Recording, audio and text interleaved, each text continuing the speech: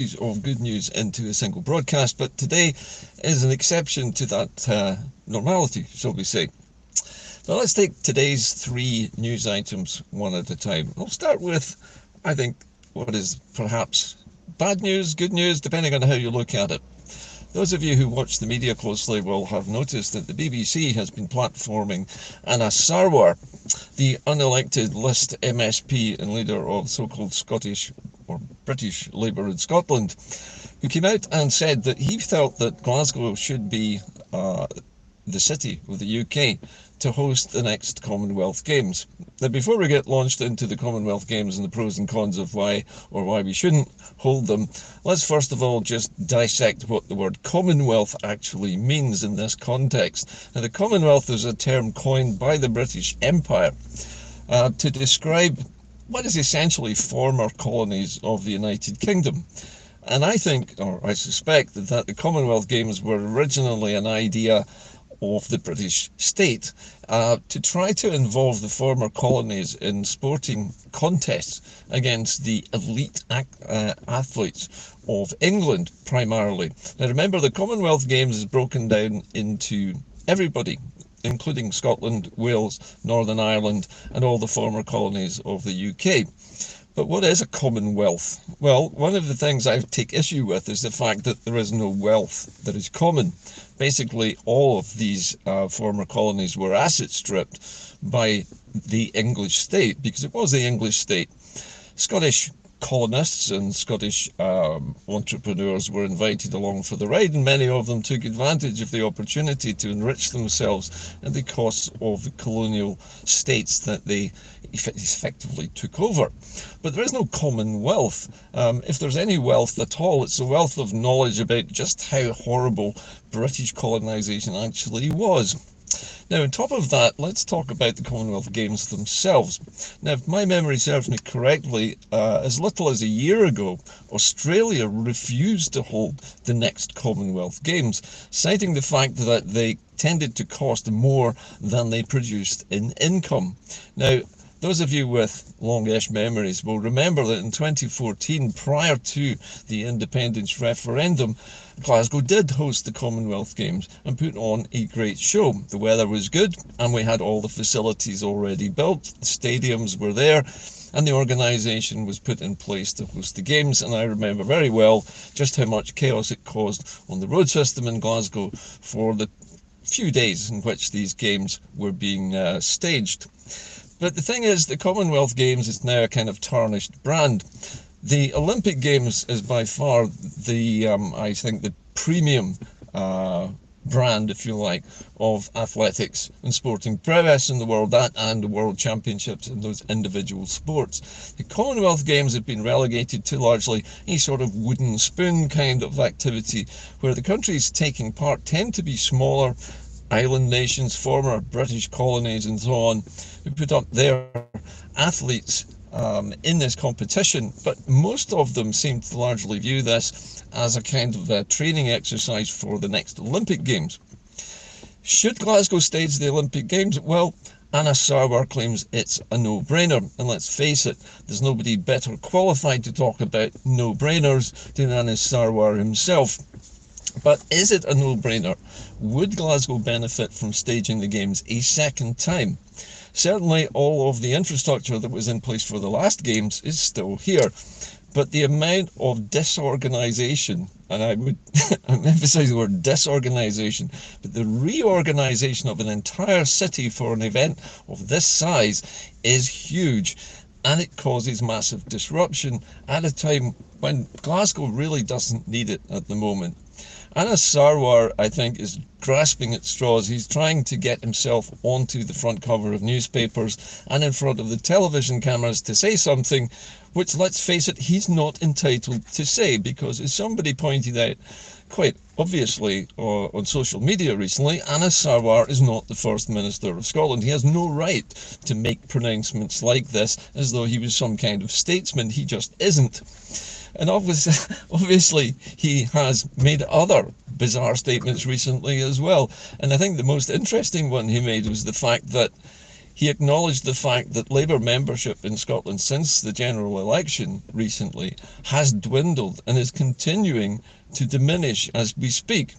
But he claims that he doesn't care about the fact that Labour is massively unpopular in Scotland, and that the people of Scotland who actually voted for Labour candidates in the last general election are now turning on them and saying, where are all these promises that you made? That we would have our winter fuel allowances, that would be increases in benefits, and that would be a massive growth in the Scottish economy. All of these things have failed to materialise under Sir Keir Starmer's, shall we say, inexpert guidance in his brief stint so far as the Prime Minister, with his popularity rapidly plunging in the wake of what is normally termed the honeymoon period. Well, I think the honeymoon is over and we're getting into the estrangement part, followed by the divorce. Anyway, to move on from the so-called Commonwealth Games, I don't think they will happen in Glasgow. I honestly don't think the people of Glasgow would want them to happen, especially not since the Australians turned them down. And why would they turn them down if they weren't a gigantic poison chalice? But that's what Anas Sarwar wants Scotland to take on, a poison chalice. Anyway, moving along. I mentioned in the preamble to this programme that there will be no flamingos nesting on the banks of Loch Lomond. And after almost a decade of solid fights against Flamingo Land, an English theme park company, there is now no chance whatsoever that Flamingo Land will ever build a theme park on the southern shore of Loch Lomond on a piece of formerly publicly owned land, which the local authority had, I think, unwisely sold for a very small amount of money to the so-called Scottish Development Agency, which then decided it was going to issue a licence to Flamingo Land to develop whatever they wanted on the site. That has now been thrown out for a third time after massive public outcry. Over 155,000 of us signed the recent petition, which was mounted by the Green campaigner and MSP Ross Greer. Now, normally I am a bit critical of the Green Party, but on this particular occasion, this is the Greens doing what they're supposed to be doing and doing it very well. So all congratulations to Ross Greer on helping to orchestrate a very successful programme of defiance against, I think, the instruments of British invasiveness.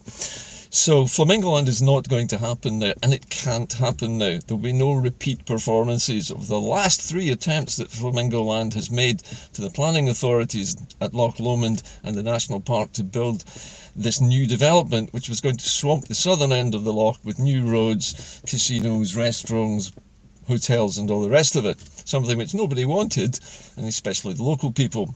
So it's a major triumph for people power in Scotland, and it's good news for those of us who want to enjoy the beauty of what is a national park. It's not a theme park, it's a place to enjoy the natural environment and to see the wildlife in situ in its own habitat. And my final piece of good news today was actually conveyed on the front pages of the National, which showed that in a recent poll, 57% of Scots say they want a new independence referendum. Now, whilst this is not a question saying, do you want Scotland to be an independent country, and 57% saying yes, this is an indication that the people of Scotland, in a majority of almost 6 out of 10, now want that referendum rerun.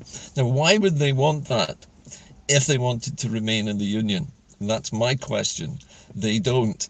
The 57% who responded saying that they wanted a rerun obviously feel there was a lot wrong with the 2014 referendum, and I don't think I need to list the many deficiencies that British organised poll had, not least of which was the illegal introduction of the vow, something which English-controlled newspapers engineered at the 11th hour to try to persuade Scots not to vote yes in a majority, just days after 51% of Scots in polls said that they intended to vote to leave the UK. So this is good news, and it's good news for all sorts of reasons, because it shows a change in the way people of Scotland think about not just independence, but the future of Scotland itself. And having nearly 6 out of 10 people in Scotland wanting to rerun that ballot is I think, a warning shot across the bows of John Swinney and his administration of the SNP, who appear to have been doing very little so far to try and push the cause of independence any further. But the fact that nearly 60% of Scots now want that and are demanding a rerun of that referendum tells you that the mood has changed. We've been beaten down, we have been ignored, we have been shut down, we've had our access to democracy closed off in all sorts of devious ways by the British state. But that has not diminished people's demands for a rerun of the referendum. And I suspect that that 57%, given the opportunity, would vote yes, and that would produce the result which we should have had back in 2014. Anyway, that about concludes the news for today from Inde-Car. So I think in the round we can say that Anas Sarwar is a no-brainer for suggesting that we should take up the poison chalice of the so-called Commonwealth Games, and that Flamingo Land is not going to happen now. It is something that we can stop worrying about, and the people who live near Loch Lomond have no longer got the spectre of flocks of flamingos basically circling over their area with a view to building a gigantic unsightly nest. And finally, almost 6 out of 10 of us are now demanding a rerun of the 2014 referendum, although we know that it's very unlikely, almost zero chance of having another referendum. But that means that people are demanding a vote on independence of some kind, and that has to be the target for all of the pro-independence parties in the next few months running up to the 2026 general election at Holyrood. Now, there's quite a way to go yet before we get to that point, but this, I think, is the starting point. This is the starting pistol being fired by the people themselves of Scotland, saying it's time we had a vote, and which of our parties in Scotland is going to provide the most realistic route to getting that vote achieved. That's it from Inde-Car today. Of course, as I always say, please keep the faith. I will be back on your screens later in the week. I would like to request that those of you who make regular contributions to this programme through my donation links, please keep doing that, because as time goes on, it is getting more difficult than ever to actually make these programmes, just simply because of pressures of work and the need to make a living like all of us. So if you can afford something, however small, I'm always grateful. It helps me keep making programs, and I really appreciate it. It keeps me motivated to make more programs like this. Anyway, in the meantime, keep the faith, and I'll see you later in the week. Bye for now.